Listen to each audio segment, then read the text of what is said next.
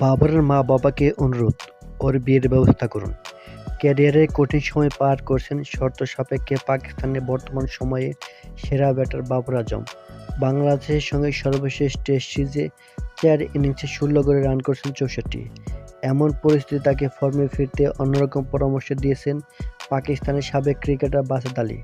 স্থানীয় ওয়ানডে ও টি-টোয়েন্টি অধিনায়ক বাবর আজম ৩ সংস্থার মিলে সর্বশেষ ৩৫ ইনিংসে সেঞ্চুরি দেখা পাননি।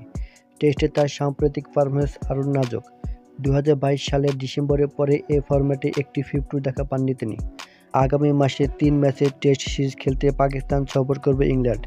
সেই সিরিজের আগে নিজের ইউটিউব চ্যানেলে বাবরকে ফর্মে ফেরার টোটকা দিয়ে বাসেত আলী বলেছেন, বাবর আজম, তোমার মা-বাবার সঙ্গে কথা বলে বিয়ে করে নাও। এরপর তুমি পুরোপুরি ভিন্ন এক মানুষ হয়ে উঠবে।